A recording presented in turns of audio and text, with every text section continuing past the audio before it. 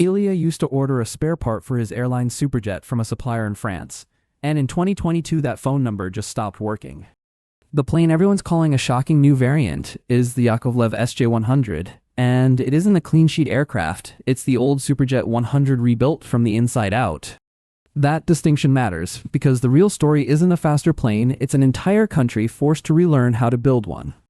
By the end of this, you'll know the exact engine swap, the real percentage of parts replaced, and why this plane can't just fly anywhere it wants yet. The original Superjet 100 was built as an international project, foreign avionics, foreign landing gear, and a Franco-Russian engine called the SAM-106. It earned Russian certification in 2011 and European certification in 2012, back when that kind of cooperation was still normal. Then came 2022, and European certification for the aircraft was revoked in the middle of sanctions tied to the invasion of Ukraine. Ilya's airline still had Superjets on the tarmac, but the supply chain keeping them flying had just been cut in half. So the SJ-100 program wasn't really about performance, it was industrial survival, replace what the West used to supply, or ground the fleet. Russian industry has stated that roughly 97% of foreign components were slated for replacement, covering about 40 separate systems and assemblies. That number sounds bigger than it is. It refers to foreign systems being swapped out. Not literally every physical part remade from scratch, the underlying Superjet airframe heritage is still there. Here's the part Ilya actually cared about, the engine. Out goes the Franco-Russian SAM-146. In comes the PD-8, a Russian turbofan built from technology developed for the larger PD-110 engine family, rated around 8 tons of thrust. Swapping an engine isn't a bolt-on job, it changes weight, center of gravity, nacelle shape, airflow, fuel systems, and how the whole aircraft is certified. The first SJ-100 flight with PD-8 engines happened on March 17, 2025, a 40-minute test flight reaching about 3,000 meters and 500 kilometers per h. On April 23, 2025, a third prototype went further, flying with PD-8 engines and an almost complete set of domestic systems replacing the imported ones. That flight also ran about 40 minutes, hitting roughly 3,000 meters and 270 knots, and it proved the Russian systems actually worked together. Ilya read about that test the same week a Western parts distributor sent his airline a final, unable to fulfill notice. By September 2025, the first serial production, fully import-substituted SJ-100 made its own maiden flight. Now, here's where the engineering gets genuinely serious. The PD-8 has logged more than 6,500 hours of testing, including 1,449 hours specifically on Superjet airframes and a dedicated flying laboratory. Testing covered icing, long-duration operation, bird strikes, water ingestion, blade-off scenarios, and hail exposure, the exact stress tests a real engine needs before anyone trusts it. In June 2026, the PD-8 received its Russian type certificate, clearing the path for serial production under Russian regulatory standards. 25 critical technologies went into that engine's design, 17 of them described by Russian industry as entirely new. Ilya's maintenance team also got something they'd never had before, Russian-made avionics they could actually get spare parts for without waiting on a foreign export license. That's the real advantage here, not raw performance, but control over spare parts, software, documentation, and future upgrades. Here's the catch: nobody advertises.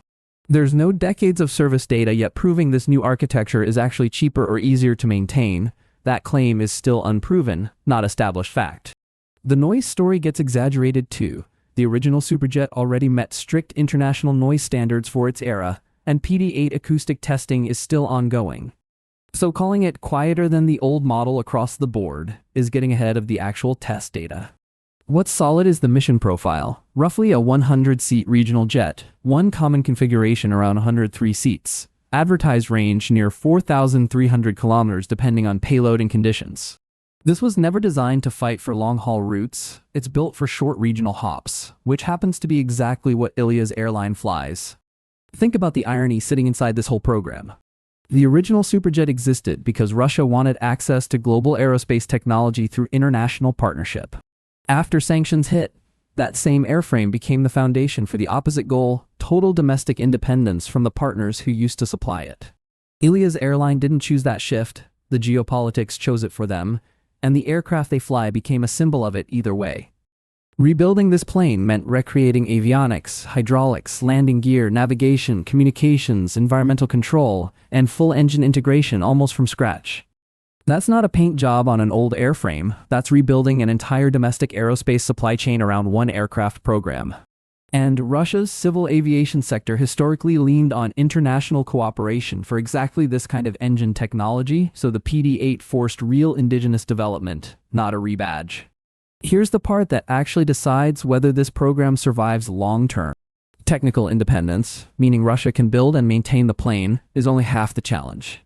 Commercial independence, meaning Russia can actually sell and operate it profitably at scale, is the much harder half. Ilya's airline can fly this plane domestically without issue. Russian certification covers that. But selling it abroad means convincing foreign regulators and foreign airlines to trust an aircraft whose predecessor just lost its European certification. That's not an engineering problem anymore, that's a diplomatic one, and no amount of testing hours fixes it by itself. There's one advantage working in the SJ-100's favor that a brand new regional jet almost never gets. Russia has a captive domestic market. Airlines like Ilya's need regional aircraft. Foreign jets are hard to source, and old Soviet-era regional planes are aging out fast. That gives this program guaranteed demand before it's proven itself commercially anywhere else. In 2026, reports also surfaced of a framework discussion with India for possible SJ-100 production there, though certification and commercial details are still unsettled. If that partnership actually materializes, it could give Russia the international foothold its sanctioned certification currently blocks. Ilya doesn't think about geopolitics when he's torquing a bolt on the tarmac at 5 a.m. He thinks about whether the part in his hand will still be available next year, and for the first time in years, the answer is yes.